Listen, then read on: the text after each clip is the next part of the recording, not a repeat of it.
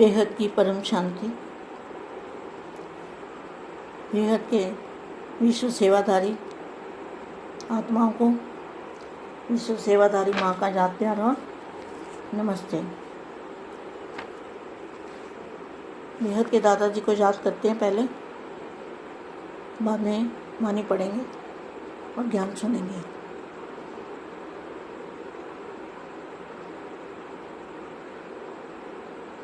परम महाशांति। मैं आज बच्चों को ये बता देना चाहती हूँ, जो बीके में अब धर्मराज की बात चली थी कि धर्मराज धर्मदार की अदालत, उसमें जो आरोप लगे हैं वो उनको पता नहीं है कि ये सारे आरोप उन्हीं के ऊपर लगेंगे। जो भी आरोप लगाए हैं, बाप से मिलने ना देने का आरोप, जितने भी आरोप लगाए हैं उसमें से शायद एक दो छोड़ के सारे आरोप इनके ऊपर ही हैं। तो धर्मराज की अदालत कहाँ पर है? धर्मराज को जानते हैं क्या? नहीं जानते, और चित्रगुप्त को भी नहीं जानते। ना जानते हैं धर्मराज को, ना जानते हैं चित्रगुप्त को। तो वो कहाँ पर है? कहीं तो होगा ना, तब तो तुम धर्मराज की सब अदालत बोल रहे हो ना। तो धर्मराज की अदालत तुम्हें बोलने से पहले तुम्हें पता होना चाहिए कि धर्मराज की अदालत है कहाँ पर, और धर्मराज है कहाँ पर, कौन है? कोई तो होगा ना।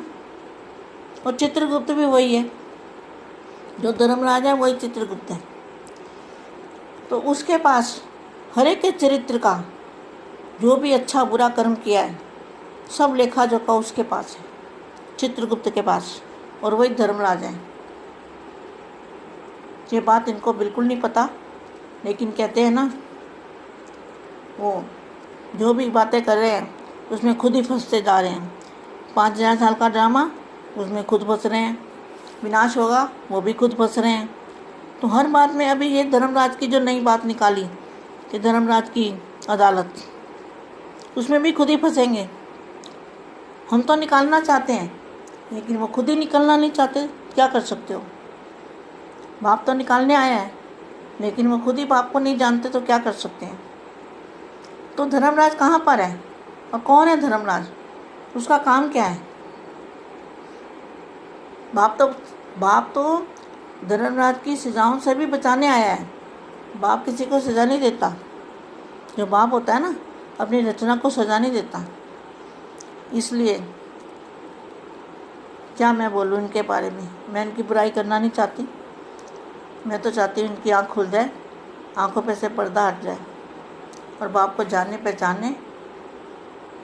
तो धर्मराज के पास तो सबका है, सभी आत्माओं का रिकॉर्डिंग पड़ा हुआ है, अच्छा बुरा कर्म जो भी किया जीवन में। तो धर्मराज तो ऊपर आकारी रूप में है। मैं बेहद के बच्चों को बता दूं, आकारी रूप में बापू जी का रूप धारण किया हुआ है उसने भी। तो अभी ज़्यादा मैं कुछ बताना नहीं चाहती, अभी समय आएगा तो पता चल जाएगा। तो वाणियों में देखो क्या नहीं बोला। अभी मुख्य एक सेवा अभी रही हुई है, मुख्य एक सेवा रही हुई है, अभी रही हुई है। क्योंकि आप कितनी बड़ी थोटी वाले हो और कितने प्रकार की थोटी वाले हो। ज्ञान की थोटी, योग बल की थोटी, शेष धारणा स्वरूप की थोटी, डायरेक्ट बाप के वारिसपन की थोटी, विश्व परिवर्तन करने के निमित्त बनने की थोटी। कितनी थोटी है। जैसे एक शास्त्रों का ये थोटी वाले, थोड़ा बहुत त्याग कर पवित्र बनने की थोटी वाले, सिर्फ यह एक थोटी वाले हैं।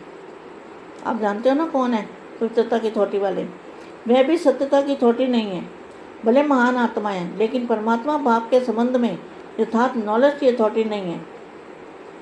ऐसे एक थोटी वाले भी विश्व में सर्व आत्माओं को अपनी तरफ आकर्षित करते, झूठ को सत्य सिद्ध करते चलते आ रहे हैं। कितने समय से अपनी थोटी दिखाते आ रहे हैं। कितनी फलक से अल्पकाल की प्राप्ति की झलक से अपना प्रभाव डालते हैं। जो अथॉरिटी वाली श्रेष्ठ आत्मा है उनको क्या करना चाहिए। अब बाकी क्या रहा हुआ है जानते हो। समाप्ति के लिए कहाँ तक समय का अंदाज लगा रहे हो, अपनी तैयारी के हिसाब से क्या समझते हो, कौन सी बात अभी रही हुई है नई दुनिया के लिए। नई दुनिया के लिए धरनी तो बना रहे हो, लेकिन नई दुनिया का आधार क्या है। यह नई नॉलेज जो बापू जी ने नॉलेज दी है, नई दुनिया का आधार है। आधार नई दुनिया का आधार क्या है, नई नॉलेज। पहली अथॉरिटी तो नॉलेज की है ना। बाप की महिमा में पहली महिमा क्या आती है, ज्ञान का सागर कहते हो ना, ज्ञान का महासागर। जो पहली महिमा है ज्ञान, उस नए ज्ञान को दुनिया के आगे प्रत्यक्ष किया है। क्वेश्चन मार्क है।